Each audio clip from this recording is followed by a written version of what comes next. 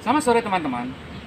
Pada hari ini, saya akan mereview sebuah motor yang telah berusia karena telah diproduksi dari tahun 2004 akhir dan terakhir diproduksi 2015. Ini adalah Old Thunder atau juga dikenal dengan nama Thunder 125 atau Thunder EN 125. Ada alasannya kenapa saya pilih motor ini.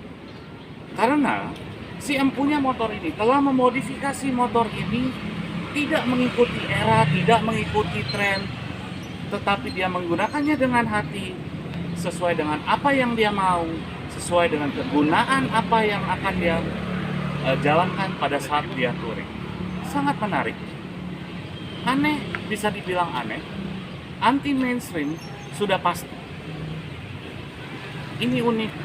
Itu kenapa saya memilih motor ini untuk dibahas. Ikuti pembahasan review motor ini berikut ini.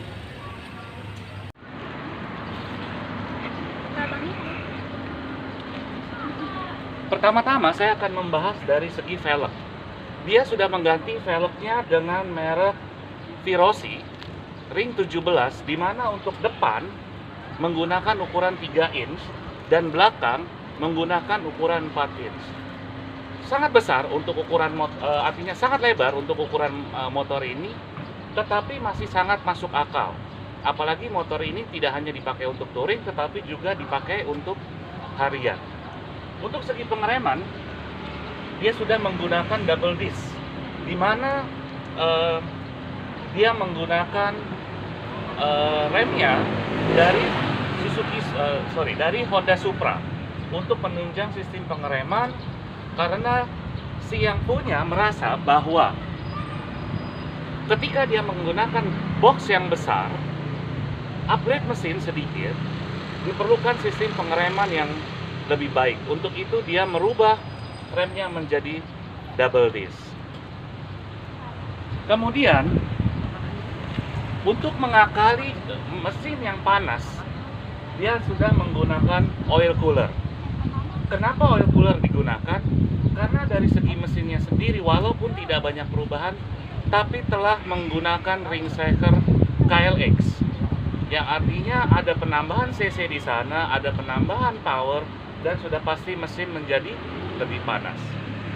Nah, selain daripada shaker itu sendiri, si empunya ini merubah sistem pengapian, di mana dia menggunakan pengapian dari BRT, sehingga karena pengapian yang besar, tenaganya pun menjadi lebih baik.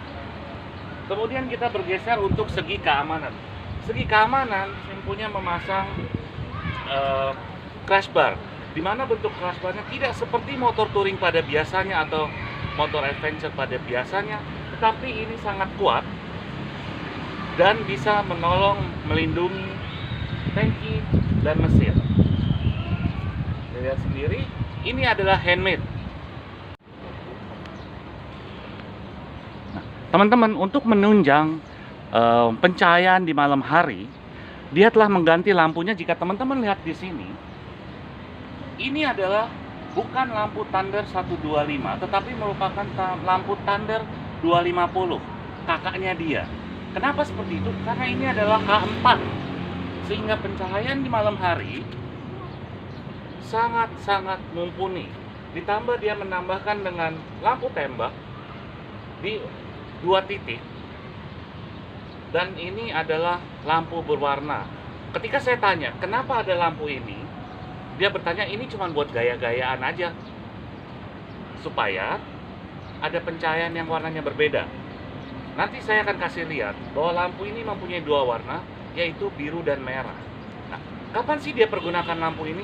Dia hanya menggunakan lampu ini kalau dia berada di tempat gelap dan hutan, untuk menciptakan suasana tidak terlalu menyeramkan. Itu yang dikatakan oleh si empunya motor ini. Jadi lebih banyak menggunakan 2 lampu ini, di mana lampu ini adalah membantu ketika saat kabut dan di saat yang gelap, dan ini adalah lampu tembak. Kenapa seperti itu?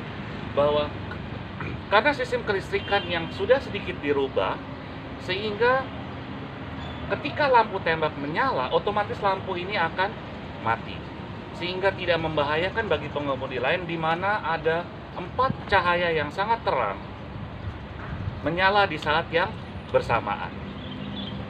Pinter, menyalahi aturan mungkin, tetapi secara penggunaan sangat baik, di mana tidak bisa 4 lampu atau bahkan 6 lampu menyala bersamaan, tetapi hanya bisa digunakan 2, 2, dan 2. Untuk spion, dia juga telah merubahnya menggunakan lampu Suzuki Thunder 125 edisi tahun keluaran 2011, yaitu New Thunder. Untuk safety di tangannya, dia menggunakan sebuah produk lokal untuk handguardnya.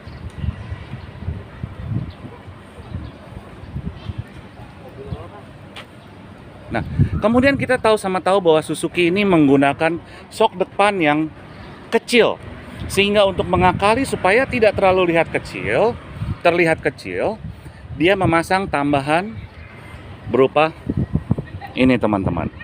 Ini bukan hanya pajangan, tetapi ini juga berfungsi untuk melindungi batang shock breaker depan dari kerikil-kerikil yang mengenai pada saat berjalan, sehingga aman. Dari segi dashboard, kalau kita bilang rapi, enggak. Tetapi setiap tombol yang ada, semua mempunyai fungsi dan semua mudah terjangkau oleh tangannya. Jika kita lihat ya, ini adalah untuk lampu tembak bawah, lampu tembak atas. Ini adalah untuk lampu yang warna-warni tadi. Sedangkan ini adalah untuk charger telepon, di mana dia juga sudah memasang untuk penggunaan GPS.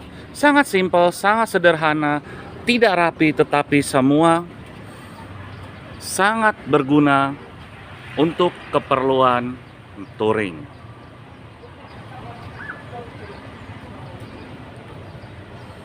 Sekali lagi, ini adalah Suzuki Thunder 125 modifikasi touring yang tidak mengikuti tren yang ada saat ini, tetapi dibangun oleh si pemilik sesuai dengan apa yang dia mau dan sesuai kegunaannya, yang membuat dia sangat nyaman di atas motor. Nah, motor ini tidak terlihat, jika teman-teman lihat, belum rapi karena memang masih dibangun, masih akan dilakukan pengecetan, masih akan dilakukan pengembangan sebelum motor ini benar-benar rampung. Tetapi si pemiliknya melakukannya sedikit demi sedikit, menyesuaikan dana yang dia punya. Motor ini baru saja kembali dari touring Tasik, kurang lebih sekitar sebulan yang lalu. Kemudian tidak pernah dipakai lagi karena si pemiliknya sakit. Dan sekarang baru sembuh, makanya saya bisa pakai untuk melakukan review ini.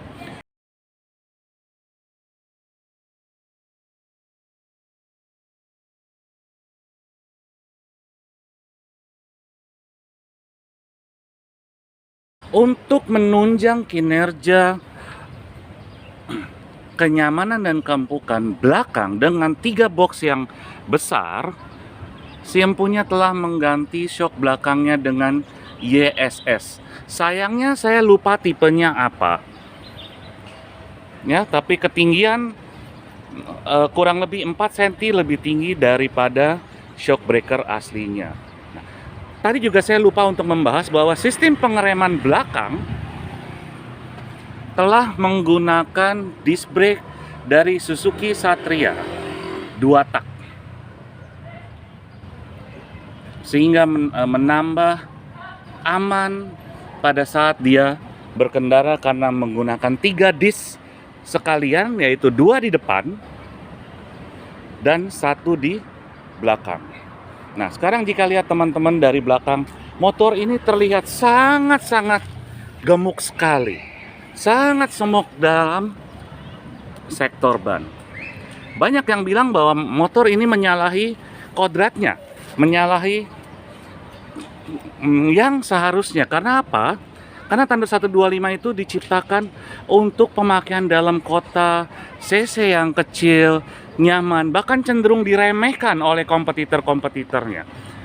Tetapi si empunya ini berkata bahwa touring bukanlah mengenai kecepatan, touring bukanlah mengenai gaya, tetapi touring adalah bagaimana kita bisa menikmati perjalanan, menikmati keindahan alam, mengeksplor daerah-daerah baru, walaupun hanya dengan motor ber-cc kecil. Nah, teman-teman, untuk keperluan touring, dia memakai triple box. Di box samping dia menggunakan Shat 42 dan top boxnya menggunakan Givi E46. Kenapa dia menggunakan box yang sangat besar? Pertama, kalau teman-teman yang sudah cukup umurnya di era 2008 sampai dengan 2010, pada saat itu ada fenomena di mana yang penting motornya semok, yang penting motornya gede, nggak peduli motornya kecil, motornya besar. Nah, si empunya pun melakukan hal yang sama dan terbawa-bawa sampai sekarang. Hanya bedanya begini, kalau dulu lebih buat keren-kerenan, saat ini untuk keperluan touringnya, dia memang benar-benar membutuhkan yang box cukup besar, karena jarak touring yang dilakukan oleh si empunya motor ini bukan 1-2 hari, tetapi bisa menjadi berminggu-minggu, di mana dia pernah pergi sampai ke Pulau Komodo di tahun 2008. Pada saat itu Jakarta, Bali, sampai Pulau Komodo, dia pergi bersama istri dan anaknya. Kemudian setahun berikutnya, dia pergi ke Palembang untuk menghadiri acara pernikahan dari salah seorang anggota komunitas motor yang cukup terkenal. Oleh karena itu dia membutuhkan box yang cukup besar ini. Nah, sekarang saya akan membahas lebar ban. Ban depan, karena dengan menggunakan velg jari-jari dari Virosi, dia dengan lebar 3 inch, dia menggunakan ban ukuran 100/70. Sedangkan belakang dengan lebar velg 4 inci, dia hanya menggunakan ban 130/70. Kenapa seperti itu? Dimana seharusnya dengan kelebaran 3,5 inci saja, 3 sampai 3,5 inci saja sudah cukup. Rata-rata motor Thunder menggunakan velg depan 2,5 inci, belakang 3 inci. Tapi dia menggunakan velg yang jauh lebih lebar. Nah, di belakang maksimal ban adalah 140 yang sebetulnya bisa masuk, tetapi dia menggunakan 130 karena mentok dengan rantai. Jika teman-teman lihat di sini, jarak rantai ke velg hanya sekitar 2 mili.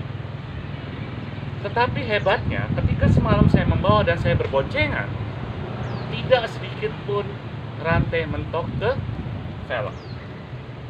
Dan yang lebih unik lagi teman-teman, motor ini menggunakan 2 knalpot, kiri dan kanan. Dan bukan hanya 2 knalpot, tapi juga menggunakan 2 lubang keluaran dari mesin yang dibikin khusus oleh si empunya di Tasikmalaya.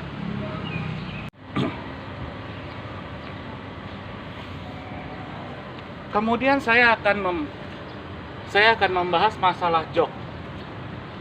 Karena motor ini sering dipakai touring, sehingga dia merubah joknya. Dimana jok standar Thunder adalah 1 bagian.